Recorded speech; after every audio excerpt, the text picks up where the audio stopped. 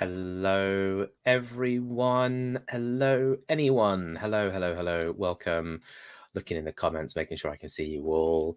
Hello, everyone, and welcome to this, another one of Into Games' sort of live stream conversations.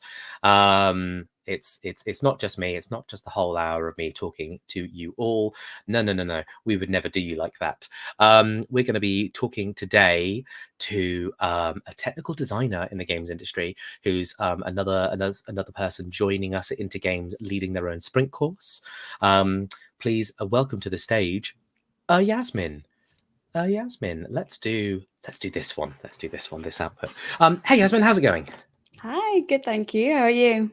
I'm very good, thank you. I'm very good. I was going to say it earlier, but I really like the checkered. I like your checkered sleeves. I like the colourful display as well. Thank you. And similar, I don't know, the red blue. It's almost similar. It's almost in keeping. Welcome to YouTube. Welcome to Into Games. I was going to say welcome to YouTube, like it's your first time. Like you haven't been on YouTube for years. We'll get to that a little bit later.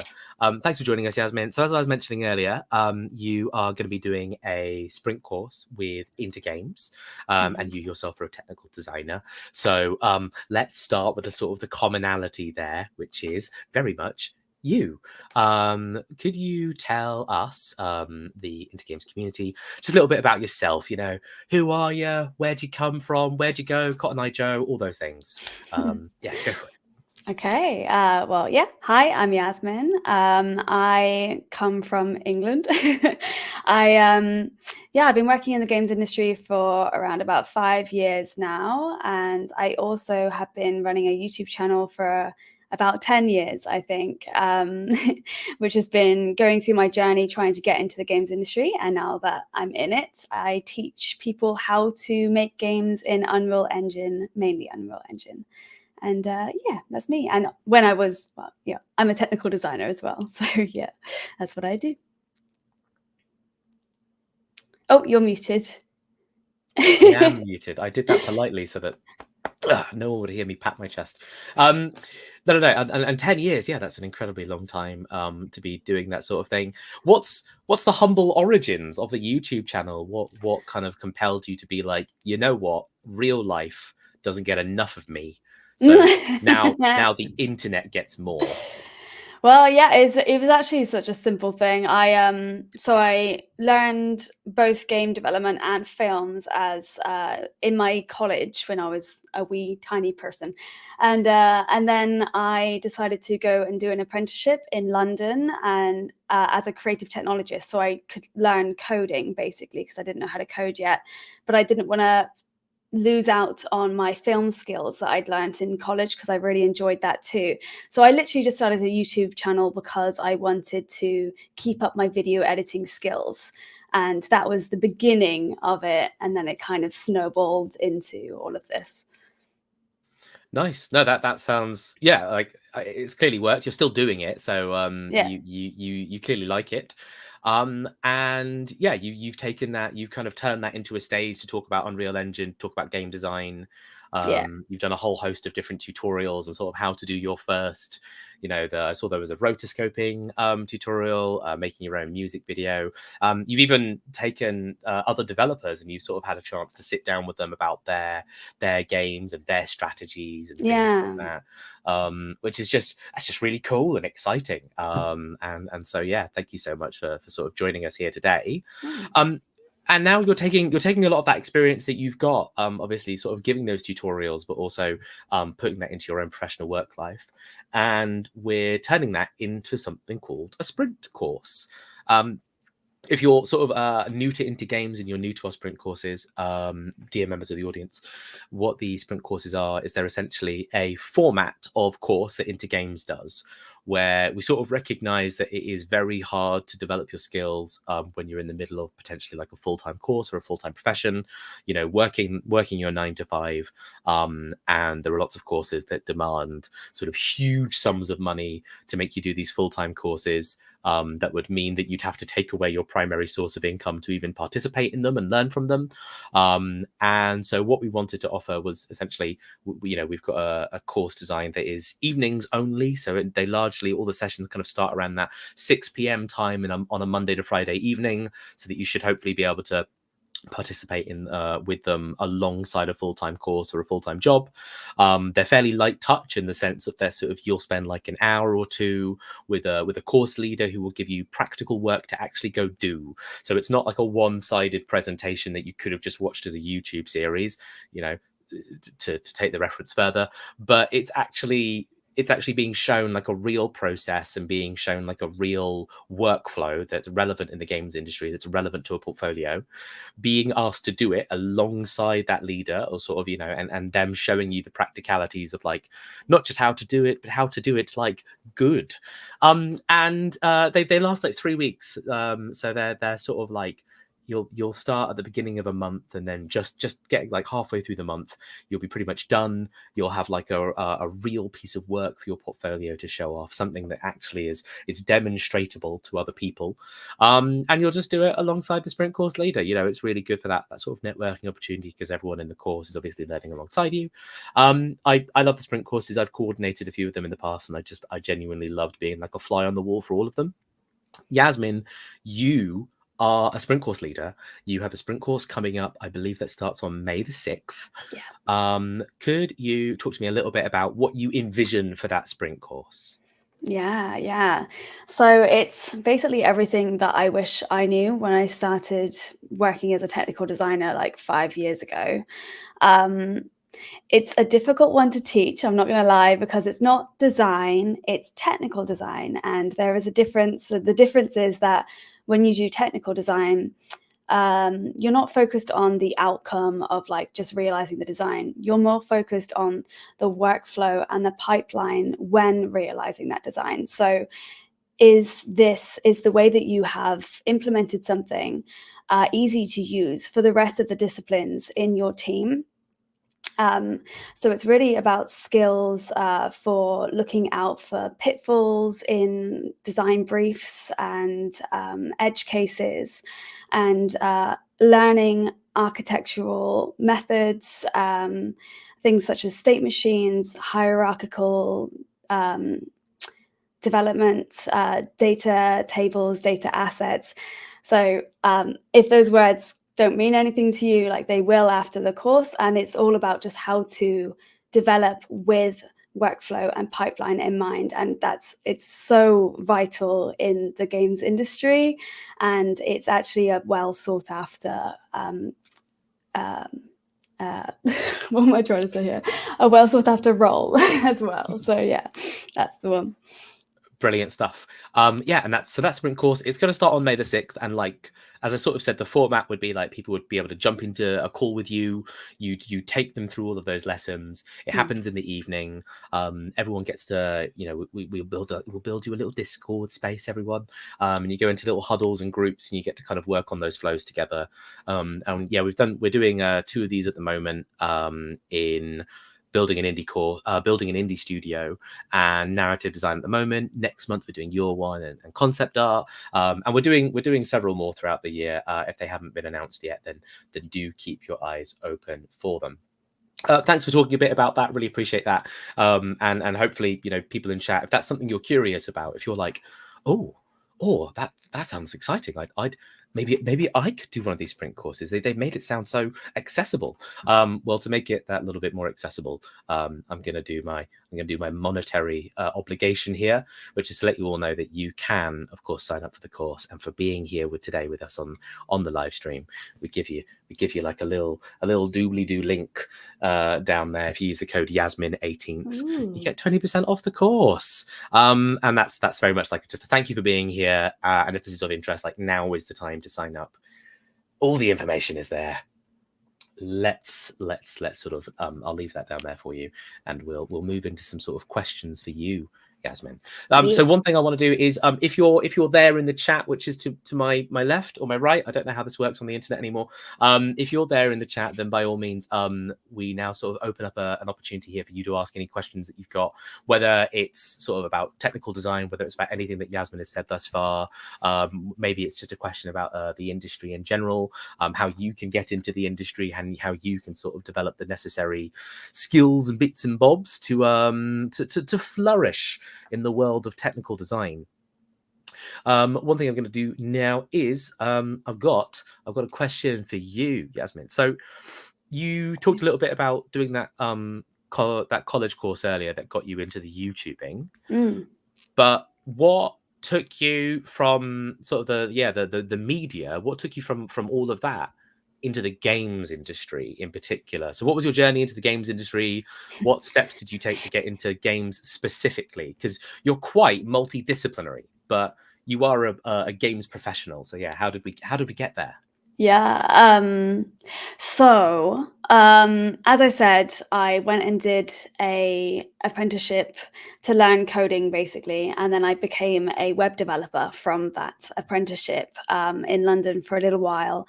But alongside that, I was also doing I was offering free services to do games journalism, because I've always loved games. Like, I've been playing games since I was 3. My mum tells me. I don't know what I was doing, but apparently I was on the computer, like blah blah blah.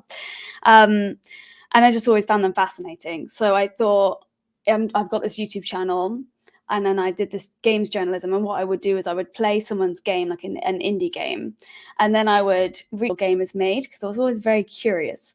And then the more I learned about it, the more I was like, okay, this sounds like really fun. I would love to figure out how to do this. So yeah, I left my job in web development, and I went to uni to study computer game arts.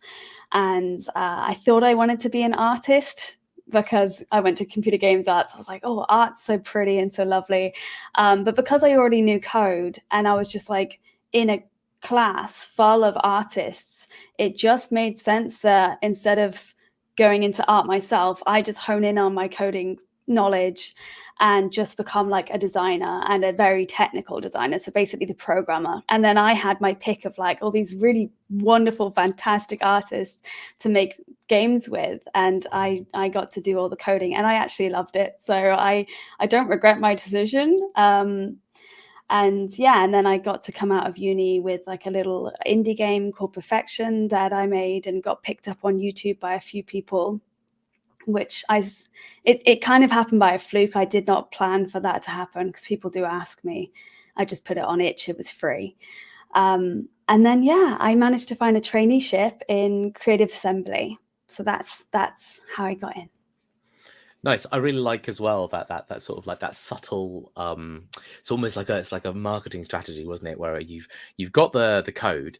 So what you'll do is you'll now go to a class of artists, Yeah. and then suddenly they're sort of your greatest network now. Yeah. You're able to work with them because they need someone who codes. They need someone who knows that technical aspect. Exactly. And you are just very much in amongst them. Of course, that is not the secret to success in general, but that is very much like that's such a yeah, just a beautiful sort of coming about of all the right places at the right time sort of thing going on there. Yeah.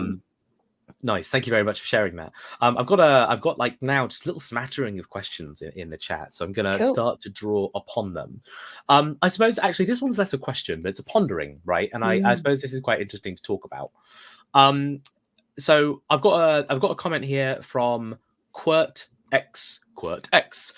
So they've just said, throughout job postings, I've noticed the definition of technical designer changes quite a lot. But I suppose what that really opens up is a little bit of a conversation about, like, you talked about what a technical designer is. Yeah.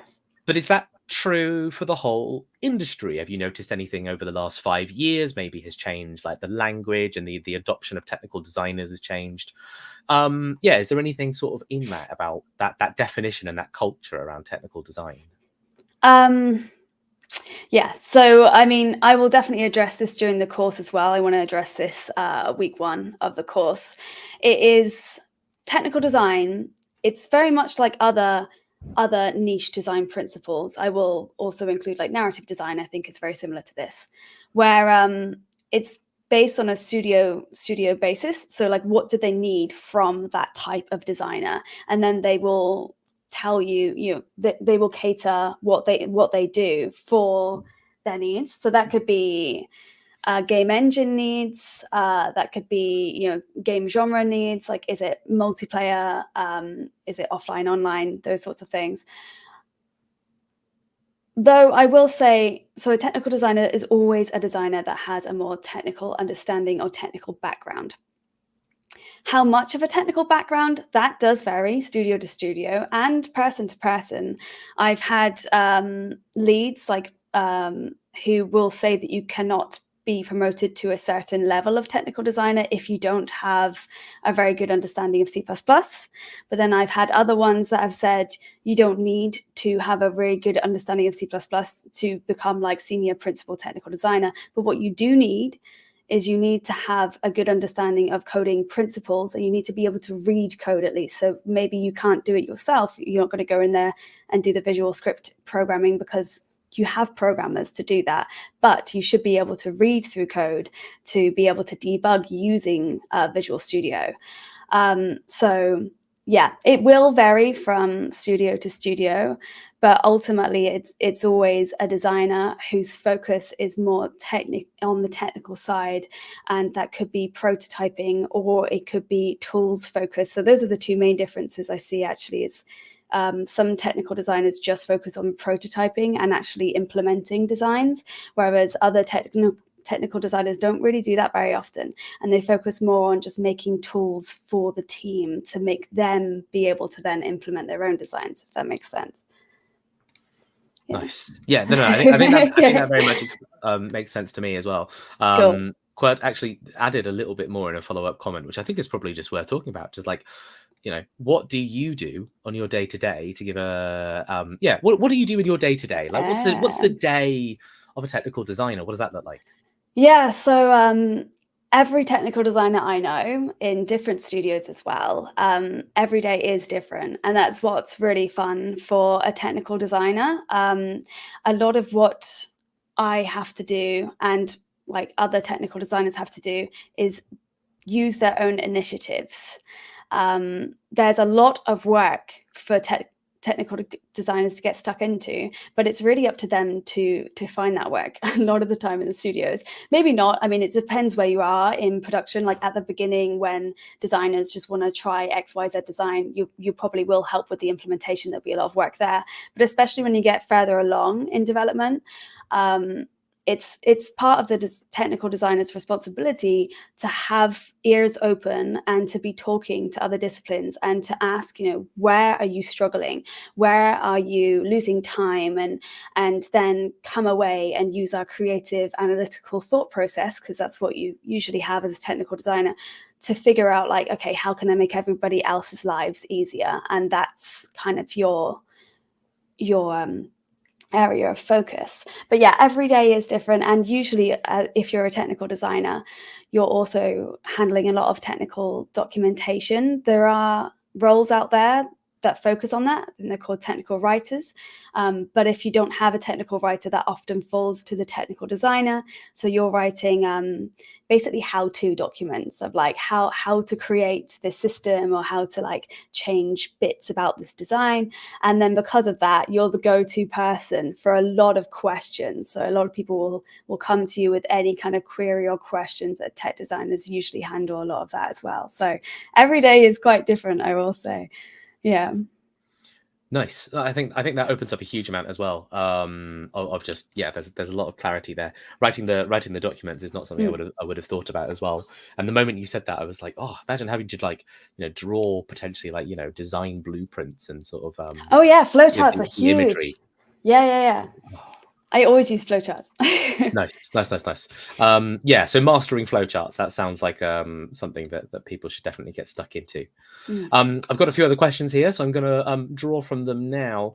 From Simone Muschio, I'm probably butchering that name, I'm so sorry. From Simone, hello there. For someone in design field, technical or not, is it better to specialize in some form of visual scripting, or is it better to align with programmers and kind of stick to more classic coding? I will say you'll have an easier time if you like do code yourself, but do learn visual scripting. I mean, if you can code, you can learn visual scripting. It's all the same logic. It's just implemented in a more visual way, obviously. So you'll have to learn the nodes and how to do all that. You will have a better time. I mean, I will say, for anyone who wants to get into game dev, if you enjoy programming and you can do it well, you're going to have an easier time in game dev in general. So yeah, that will help you. But I will say I can code in C# and I tried in C++. I've tried many times and I just keep failing because I'm just like, but blueprints are so simple. I know them, they're there. And I can read and debug in Visual Studio, but I can't necessarily script the program in C++ and use Visual Studio. But I still am able to work as a technical designer. So I hope that answers your question. Do you, let's say that there's a lot of resources out there for learning programming for the first time, right? You can Google these sorts of things. Do you think the same exists for visual scripting? Like, can they be quite exclusive? Can someone learn visual scripting without necessarily learning programming? Are there tools out there that let them do that? Yeah, I mean, there's definitely tutorials. Like every tutorial I do on my YouTube channel is blueprints, and there's no shame in learning visual scripting, which like blueprints, or I know Unity has their own one now as well, because you're still learning the best practices and what a variable is, what a float is, what a boolean is, and all of these things, and then it will be much easier for you to go away and learn how to program after you've already got the logic embedded in your mind. So yeah, absolutely, there's definitely tutorials out there. Nice. No, thanks for expanding on that. And thank you everyone, by the way, for submitting your questions in chat. I really appreciate it. I have plenty to pick from and I'm going to keep on going. I've got an action here. So they're sort of saying, I am a graduate and haven't found any entry-level positions for a technical designer. So what position should I start with in order to become a technical designer eventually? I have some programming experience. Oh, if you can get in as a programmer, amazing. I know quite a few technical designers that have a background in programming, and they always do really well in their jobs. So if you can get in as a programmer, I think like that is so good. I got in I went for a trainee design role, and it was just an umbrella design position.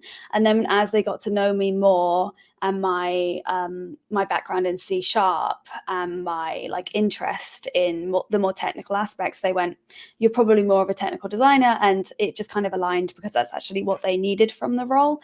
So if you can just get any old umbrella like design position as well, then you can specialize once you're in, but it's also quite difficult, I do believe, to get an entry-level design role as well. But yeah, programming, if you can program, I'd say get in there on that, and then transition into technical design. There's quite a few people that do it that way, and yeah, it's good. And I suppose a sort of a follow-on question from that, which is like a portfolio for a someone who does coding can they can show off their code block, they can show off that they know the code and things like that.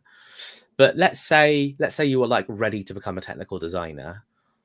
Do you think is there an easy way to prove that that's like portfolio equivalent? Is it showing off that you know blueprints? Is it showing off that you know visual scripting? Like how could you communicate to someone that you're like ready to be a technical designer? Yeah, it is difficult to make a portfolio for, I think, any design position. But from what I've learned and like talking to people and stuff as well, and building my own, is just to make sure that you are able to prove that you have an analytical approach to designs. So by doing that, you need to show somewhere that you're able to like come up with a problem or have a problem already there for you, or someone's got a design for you, and that you're able to break it down into smaller chunks and then prototype it and actually realize that in engine. So that could be you have completed games that you worked on and you have like a flowchart or something that represents like your thinking and how you made this certain mechanic. You could have whole blog posts, or you could simply have Twitter threads. I know a lot of people do that, and Twitter threads actually get a lot of traction on Twitter as well, and that could get eyeballs on you without you even having to put together a portfolio. But I think stuff like that's really good, and that's also why I enjoy doing YouTube, because it does help me in my job, because I'm able to just say, look, I have whole YouTube videos where I'm like, here's a problem, I'm going to figure out how to do this in Unreal Engine, and you can see my thought process. But then it's all about just having it in one place. So if you can have like a website, I just use Wix. So I just have a website and I've got all of the games that I've worked on, but also all of my personal projects and everything. And then I can just point to it all from one little place. And I write a little bit about what I did on each one. But yeah, that's the main thing. You just want to show like the thought, and then the thought process and how you got to the end product, and showing that you can do it in blueprints or coding is, yeah, the cherry on top. Brilliant stuff. And I asked that question without really appreciating it, but Kevin Goldsmith actually just asked almost that exact question there at the bottom of the chat. So Kevin, I hope that answers your question. By all means, if you want us to expand on something specific, just go ahead and put it in chat. Next up, I can see a question here from Benjamin. So it sounds like, Benjamin says, it sounds like you need a good chunk of empathy, listening, and emotional intelligence to do a really good job as a technical designer, so that you can really catch what people need. Does that sound right to you? Yeah, it absolutely is. And I did not expect, but when I came into the industry with this job role, I did not expect to do so much talking and to be socializing as much as you have to do. And I think it's actually a really nice, it's a nice thing to do, but it can be quite exhausting, because you can be on a phone call after phone call after phone call because everyone needs your help. But absolutely, that is it. So it's not just about having brilliant programming skills or whatever. It's a lot more about, being open-minded, empathetic, and creative in your problem solving. Yeah. And let's say someone did come up to you now with a problem, right? And I don't know what kind of shape or form that could be in, but I don't know, it could be someone just like, hi, we need to design a jump mechanic, I don't know, and it needs to be good, make it good. Just like a really obvious game thing. How does that conversation start? And then more importantly, where do your responsibilities in solving that problem end? Do you kind of take it the entire length of the full way until the point that the player can press the X button and now jump is fully implemented and it's gone through bug testing, etc.? Or is there a certain point where you say, I've done my job here, good luck, and you kind of move on to the next problem and then the next thing? Yeah. So so that's a good question. So with something like that, I guess that's a design problem. So you'll have like the tech design part to it and the design part to it. So the tech design part to it would be, okay, you said you wanted a jump, right? A jump system or something. So the tech designer would, first of all, just ask all the questions like to the designer. So will this jump ever have updates in the future? You know, could they have like double, triple, quadruple jump in the future? Do you want me to design it in that way? And they go, oh, didn't think about that. Yes, let's put that in as a possibility. You're like, okay. And you say, you know, do you want this jump to be the exact same height each time? And they'll go, yes, we want it exactly this metric. And you go, okay, that's probably going to change. In your mind as a tip designer, you're like, that's probably going to change. So you're like, okay, I need to make sure that that's easily definable and changeable for the designer. And you're kind of like thinking all of these questions, and well, you're asking these questions and you're thinking to yourself, like, what's the future possibilities for this jump system that the designer wants? And then after having that discussion, so this is also something that you need to do as a designer, and you kind of need to get out of your head, because a lot of the times games, you know, the games are on a tight schedule, and you might feel, I did when I started, like you're bugging people because you're asking so many questions, but you have to do it because you're saving time in the long run. And if I didn't ask, you know, if I just assumed, oh, this would only ever be one jump, they're never going to want quadruple jumps, that's ridiculous. And then like a year down the line, they go, oh, we want this to be a quadruple jump. And I go, oh, I didn't design for that in mind. Then we have to go back to the drawing board. So yeah, as a technical designer, that is your job. So then you implement the system with all of these things in mind, and maybe I've got a separate data table that holds all of the information I think the designer needs to be able to change, like the height of the jump, how many jumps are available, what the input mapping is, and all of these things. And then it's not my problem any longer until the designer goes, oh, there's something that I haven't accounted for that I don't know how to do in your system. And then it's back to tech design problem. Yeah. Nice. And as you were saying that, I was like really imagining like that conversation happening in the context of like a Hollow Knight, for example, or Celeste, or sort of, you know, just different jump systems and different video games, you know, Mario Odyssey, for example. And actually, you know, it paints like a certain picture. Like I can almost see that conversation. I can see how that designer is like, oh, they need to jump, but hasn't considered they're actually totally going to implement a double jump, a dash, a down attack, and you know, all these other jumping balls, you know. Yeah, exactly. You know, all the systems that we sort of come to know and love and expect in these genres. And actually it's, I suppose, when you're sat there saying I want to jump, it's not necessarily obvious what different shapes and forms that's going to take at a certain point in conception and implementation. I've got another question here from Bree, which is, hi Yasmin and Jonas. Hi Bree. I was wondering how much artistry is involved in technical design. Are you making any of these assets, or are you just figuring out how to make them work? Yeah, so from what I know, no artistry as in visual artistry. So we just figure out how to make them work. But I think what is really nice about being a technical designer, and a lot of the time it can be one of those roles where you kind of fall into if you have an interest in a lot of different game development stuff, which is me to a T. Because although you're not say, for instance, I'm helping with this jump system. I wouldn't be responsible for making the animation for the jump, but I would, at one point during making that system, I would have to work closely with the animators to say, you know, how do you need to implement the animation sequence? Like, could I just set it up into a data table, or do you need me to do something different? Like how do blends work? And I'd need to then understand exactly how the animation is going to look and be implemented so that I can weave it all together. But I wouldn't be doing the artist's bit of that, if that makes sense. Absolutely. No, fair enough. And thanks for exploring that. I've sort of taken opportunity here, so to revisit the sort of the topic of the sprint course, because I think we've managed to talk a lot now about technical design and answer a lot of questions. I think there's a lot more context now to talk a little bit more about like the sprint course and give it a little bit more kind of rigidity. So as I say, it's happening on May the 6th. It's going to last 3 weeks. There's going to be a bunch of different evening sessions where people will be able to sort of sit down and learn from you.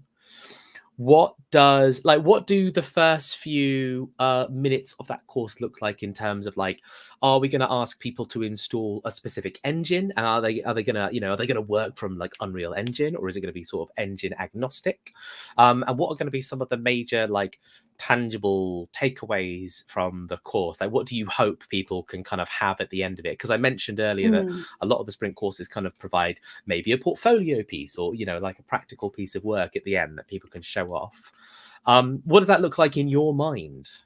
Yeah, so although I work mainly in Unreal Engine, I do think that all of the tech design principles and processes that I will teach can be used in any engine. So I will be showing you examples of the tech design principles that I will be showing, and they'll be in Unreal Engine. But this is where like I hope that the people that will be in the course will be already able to dev themselves. But if not, I'm going to look at tutorials that they can watch so that they can kind of get up to speed on how to do things like input mapping with a button in their chosen game engine. But by the end of it, I'm going to be giving you a brief at the very beginning. I'm going to be teaching you how to look at a brief and find the red flags and probably the things that have been overlooked and the questions that you might need to ask. And it might sound really simple, but it is a skill that you develop. And so that's communication and analytical thinking. I'll be teaching how to write a technical design document and what is needed in a technical design document, because often you write tech documents for different disciplines as well. So you need to be thinking, am I writing this for a technical minded person? Am I writing this for an artist? Two completely different people and they need different language. And then by the end of it, so I'll also be teaching things like how to create blueprints with a hierarchical structure. So why you might need a parent and a child assets instead of just making everything individual, and how that helps the flow and other things like that. And then from all of that, you can come out with a technical design documentation that shows your thought process in solving a design problem, and then you'll have implemented that into your game engine of choice. I'll be using Unreal Engine. I'll show you my setup. But yeah, if you're like very competent with another engine, you should be able to do the same in that. Nice. No, that sounds really valuable, and thanks for sort of expanding on that on the spot. Just a reminder to everyone who's watching, the sprint course is available. Intergames.courses now. There's a discount code. You can use Yasmin 18th because it's the 18th, and we're here with Yasmin to get 20% off the course. And don't forget, by the way, if you've got any questions, if you've sort of heard anything today that you're like, talk more about that thing, please do pop your question in chat and we will get around to you. I'll let that scroll down there for a little bit. I've got a question here from Desired Name. Desired Name says, I would like to know, do I, as a technical designer, have to think through the process of assets update? So knowing that new levels might get added to a game, knowing that new characters get added, is that something that you're always having to think about in the process, potentially plan for and work towards? Or do you kind of just have to, do you maybe just wait for the designers to say that it's happening and then it's a bridge that you cross? You're shaking your head, but I'll let you expand on that. Yeah, no. I would always plan for that. I think the best designers I've come across, or technical designers that I've come across, they always over plan what the designers might want in the future, because 9 times out of 10, if they say no, that's definitely not being implemented, but it's something kind of as simple as like, well, not simple, but something like another character or another level, it's going to get, they're going to want it like in a year or something. So it's just always best if you design with that in mind. And that's where the principles of like having maybe a parent actor with a bunch of children, like that already solves the problem. So if you have a character and you're worried like, wait, are they going to want to have more characters in the future? Then you make a parent character that holds like all of the movement systems, like maybe the, I don't know, the shooting and everything, like combat stuff. And then you'll make children off that one, and it takes the logic from all of its parents, and you can just tweak each child to make them look different, to make them have like specialities. And and there you go. It's like so much easier than having to copy and paste the first character and start from scratch, basically. So yes, I would say that is exactly how we think. Yeah. I'm gonna zoom in a little bit, and like I'm gonna picture that flow chart. Do you find that like the parent is like, you know, all characters, right? But then one of the children is like, well, these are this is the enemy child, but then there's going to be children of that are all the different enemies, and then there's another child for playable characters, and these are only the characters that the player can control, because we don't need to inherit controls for the enemies. But then what about the friendly NPCs? Well, they need to have a health bar or an invincibility system, or, you know, a talking system, so they all get their own child and parent and family and all these things. Until these, you know, until basically you've just got this system that just drips and drips and drips and drips and drips and spreads out at every possible branch. That's totally it. And like, say, so you just said about the friendly NPCs, like if you realize like, oh wait, we don't want our friendly NPCs to take damage, you don't have to go into every single one. You might have like 20, 30 of them. You can just go to their parent one and say invincible, and then boop, you know, all of them are now invincible. So I mean, there are different ways of doing it. You can also do I think was it component based, where you have each functionality is in like its own little component, and then you add that to all of the different actors. But yes, this is what I'll talk about during the course, and it's really up to you and your team and what works. But exactly, it's thinking things like that, efficiency. Nice. No. I just I can see it all coming together, and I'm starting to see the matrix behind it all now. You're becoming a technical designer. That's what's happening to me. I was once a host, but now no. It's really exciting to hear. I think there's something about, I've got the tiniest experience, right, in indie games and programming and all these things, but you verbalize it in such a way that it becomes definitely like far more tangible and understandable. You know, so thank you for sharing these processes and these knowledges and these insights.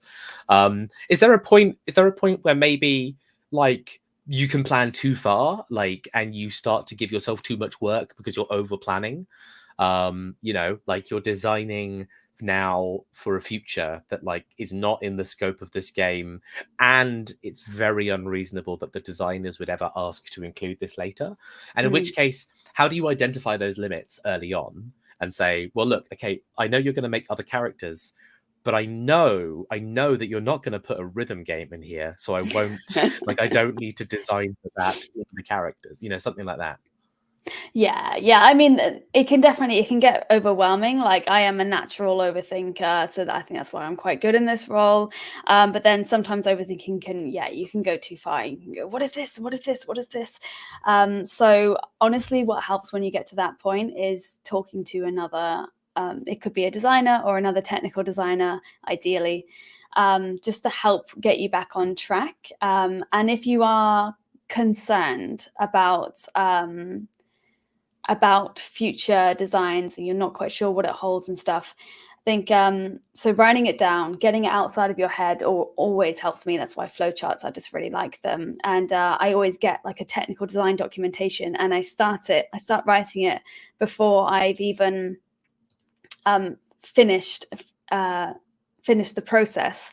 And I have questions that need to be answered, so I'll share that out before I've even like finished my task, and say I need to now like answer all of these questions, so I know exactly what animation needs, what design needs, what like all these people need. And then if I if I feel like I still don't know what exactly I need, which you probably won't, because games, they're just such big beasts, you just kind of have to tell the designers and the people above you, the management team, this is what I'm designing for. These are all of the questions I have answered, and this is what I'm going to accommodate for.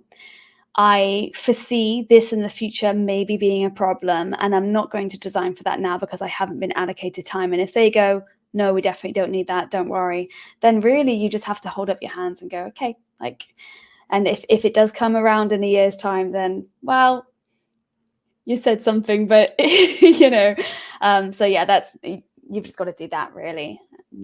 Trust. Yeah, no, and I think, yeah, the really massive element there, right, that I think was nice to touch on was, well, you have to talk to other people. You have to ensure that you're not taking sole responsibility for where the scope starts and finishes. Making games is a collaborative effort, and there are other people involved in this process, and that includes the technical design process as well. Totally. I'm going to take a question from the audience. Freezeman3013 says, as a technical designer, what's a good way to add design pieces to my portfolio if I already have a good amount of technical? So this person has some game clones, some tools, but they're really struggling to sort of show off anything that they've designed. Interesting. I mean, I would argue that if you have game clones, I can see what you mean. You haven't designed your own systems or game loops or whatever, but you've designed the framework. Like, you've designed how to realize this game clone. I mean, unless you've just followed a tutorial, but if you can prove that, hey, I mean, this is kind of what I do on my YouTube channel anyway. I see bits of games that I like, and I'm like, how did they do that? And then I just try and replicate that.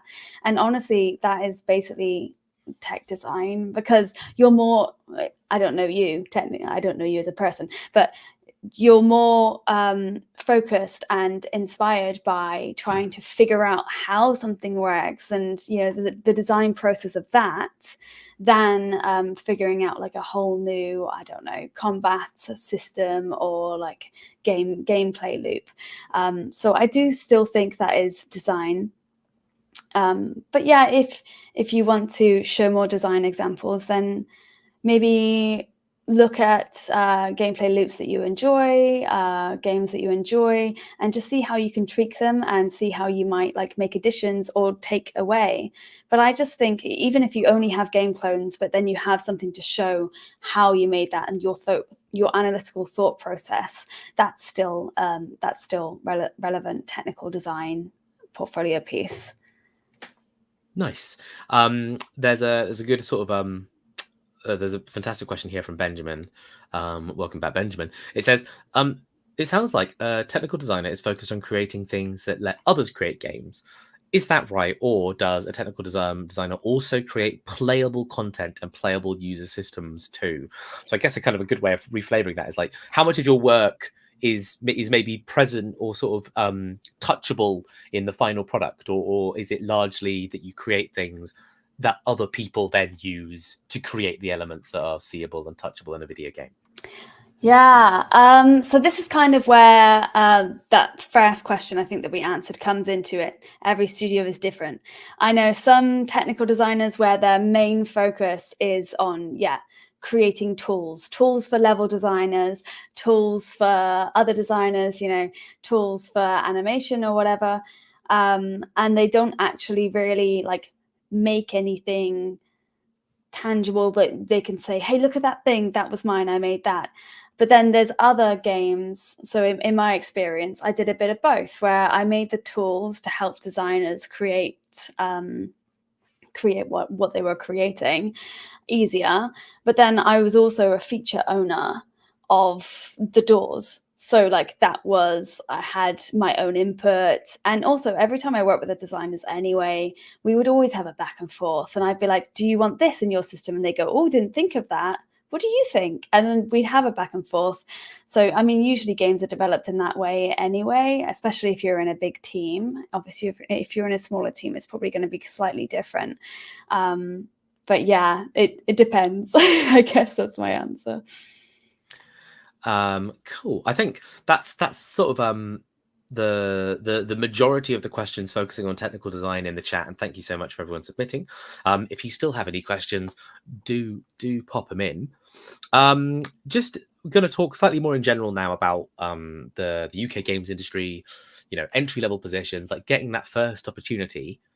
One thing I want to ask about you is how have you, in terms of like getting into the games industry and building a network, and sort of communicating with other people and meeting people and sort of just expanding outside your sort of professional circle. Yeah, how have you sort of built your own community in the games industry? How have you networked? How have you met people outside of just having a role? Did that help you at all? Have you sort of managed to use those communities to build personal projects maybe, or like doing some game jams? Because it's an incredibly important part of the junior industry. At least I think so, and I think a lot of people will say that. What's your experience sort of doing that networking and that communication and that meeting people? Yeah, it's very, very important that you find people and network. People will say the games industry is small, and it really is. And unfortunately, with the way it's looking at the moment, with all the layoffs and everything, it's getting more and more important, and it's more and more who you know. It sucks to say that, but it really is. So the best way I think to meet people is you can get involved in Discords. So I know Intergames has your own Discord, don't you? And there's other Discords, channels. I wrote them down. There's Include, which is a diverse and inclusive group for people who code in C++. There's some more. There's Ask Game Dev and like some other ones. Oh, sorry, did you want to say something? Yeah, no, I was going to say, like there's a lot of good UK centric ones. Game Dev London is a good one, especially if you like want a game jam and you want to meet other people that game jam. I think there's one, if you're like quite artsy and you're interested in art things, there's a really lovely one. It's just called The Club. Yeah, The Club. If you're quite interested in sort of finding roles and things like that, like there's Work with Indies, and I think there's another server called like Remote Games Jobs, that are basically just constantly advertising new opportunities and things like that in the industry. There's also just one called like Game Dev Network, The Game Collective, etc. So there are quite a few good ones, but yeah, like the idea that you can join a Discord, and these aren't going to be the kinds of Discords where like people are talking maybe about a specific product or a specific game or playing like Jackbox every night, but they're people actually like sharing necessarily like their learnings or what they want to develop and like what they kind of want to achieve. Yeah, and that's the thing, and you do need to put in your own time and effort to actually communicate with other people, which I know can be very like intimidating. I totally understand that, but if you share it with the right type of people who are also creative in game devs or interested in what you are interested in, then it's very easy to connect. And I do find that I personally like Twitter. I know Twitter can be like a place that people don't like to go, but I personally found a lot of friends and game devs, especially female game devs. Like I feel like there's a really nice like female game dev community on Twitter, and I love just scrolling through hashtag game dev sometimes and just seeing what like games people are making and indie game developers, and thinking I like sharing what I do, and I think that's very important to share what you do. But I also think it's really important to big up other people, and just be like, oh, that game looks awesome. I can't wait to play this. And then you just gradually start making friends without even realizing it, just because you're supporting one another. And I think that's really nice. Nice. No, thanks for expanding on that. Yeah, there's a huge amount to take away from that. I need to get back on the Twitter train, but alas, it's at the back of my mind at the moment.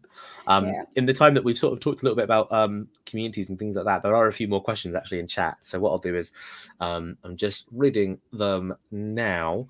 Dinin KR, I feel like UX design knowledge is also a big plus to have. It gives you strategies for identifying problems and workflows and tools. Is this part of the tech design course? Am I overthinking it? Yeah, how does UX kind of fit in? Sounds like a tech designer to me, overthinking it. Yeah, UX is slightly different. So that is a totally different designer. They're thinking of they're thinking of the flow from like a player's perspective, and that is something that tech designers will think of, but we're thinking more of the developer's perspective and how we can help from that side. But yeah, UX is absolutely a part of it, but well, it won't be a part of the sprint. But it is, I can see the correlation of the type of thinking that you do. Yeah. Sorry, it's taking me too long to click things there. And I think there's one I think this will probably be the last question that we ask as part of this chat, just from chat. Thank you everyone again for submitting all of these questions. They've been really, not only just really insightful, and they've opened up a huge amount of the topic here, but it's just really lovely to hear that people are curious, and that there's a lot that they don't know, and that there's a lot that we can kind of answer and share here today. Yeah. From Banrez, I'm interested in pursuing systems and technical design to a professional level. Are there any transferable skills beyond coding that would be beneficial to have? So I think we've touched on them a lot today, but let's put it into one big bundle here with this question. Yeah, so communication, empathy, that has been said before. Coding, absolutely. Flow charts, learning how to make a good flow chart sounds like part of it. Writing can be extremely helpful. Yeah, I do feel like we are kind of the generalist. We are game dev generalists. So if you feel like you are like good at multiple different things in game dev, but you don't really have a specialism, maybe you're a tech designer. How often, when you're doing these flowcharts, when you're making these designs and blueprints, how often are they being seen by other people in such a way that you also have to make sure that your work is like visually appealing? Because if no one sees your work, right, then you don't have to worry about it being visually appealing and making sense to other people. But if you do have to show these workflows and you have to show these systems to other people, there has to be a sense there that you're having to make it make sense for someone who isn't you. Yeah, absolutely. So this is where best practices come in, and I will talk about this in the session as well. So always commenting your blueprints or your code, making sure that you label your variables, and yeah, keeping everything as clean as possible is, as a tech designer, that's kind of what we enjoy doing. So I guess UX does come into that as well, because we're always thinking, what is the nicest way that someone will encounter our system? And yeah, it's done well and it's performant and whatever, but can they read it? Does it make sense to them? Are we using naming conventions and things like that can be spread across the whole team? I totally forgot the question. I think I've gone on a rant. Absolutely fine. Transferable skills are making it visible to somebody else. But tell you what. Oh yeah. There's a really great question. There's like a final question in chat. And I think this is just going to underpin the entire conversation, right? Let's bring it home with this final question from back on stage. Once again, it's Benjamin. What software do you like for making flowcharts? This is probably controversial. It's literally a free one that I found, and I've not ever used anything different. It's just draw.io, and then you can just create a free flowchart on Google. It's simple. There you go, everyone. And I think with that, we've solved technical design. I think we've answered everything that could possibly be known about the subject. No, Jonas, you're wrong, because there's an entire sprint course that people can take. There's an entire sprint course that people can take if they really do want to dig into this stuff, and they want to get like demonstratable learning outcomes. And there's so much that we haven't gone into today. You've alluded to so much that I'm sure you will be able to expand upon when given a platform such as a 3-week-long evening, live, demonstratable, interactive sprint course. So one last time, that's all below. The link for everyone down there is below. Just know that the code will expire. So I think it will expire this week. So if you're watching this far in the future, hello to you in the future. I'm sorry if the code below is not accessible. But always feel free to get in contact with us at Intergames. There are going to be many more courses coming up in the future. We'll be doing events like this all the time. So just, start a dialogue with us, and we'll make sure that we can give you something that, to look forward to. Mhm. A massive thank you to our audience one last time for all your questions and your inputs. And a massive thank you to you, Yasmin. Thank you so much for spending the time to sit down with us with your incredible, colourful clothing, and just your big head of knowledge, all them things that you done know at some point. It's been very kind of you. Have you got any sort of parting, sort of any final thoughts or words that you'd like to say? Whether it be about technical design, whether it be about you, whether it be about the sprint course, anything, just some final thoughts. Just best of luck with all your projects and never stop being curious. That is kind of the bread and butter of tech design, and that's what keeps it fun. So yeah, and if you want to join the sprint, I'm really trying my very best to make it as knowledgeable as possible, but I'll also just be there as a person to talk you through this, because it's a very like niche field, but it's a fun one. So yeah, I hope you enjoy it. Brilliant stuff. Thank you. I can say it a million times. I can say thank you. So if you're watching this, we're going to end the stream now. Thanks for joining us live.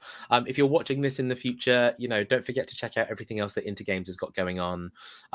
If you're not a member of the Discord already, jump into that Discord. I'm the community manager. I try and make that Discord not just a vibrant and fun space to be, but like a practical space where there's real learning outcomes, real objectives, and there's always something, there's a new bookmark, a new link, a new resource to put in your pocket every single day, like draw.io for your flowcharts. I'll be sure to check that out after this. That's it for now. Thank you for joining us, everyone. And see you all at the next one. Yeah, thank you, Yasmin, once again for joining us. Goodbye, everyone. You have all been lovely. Right. Bye, everyone. Bye. Ending the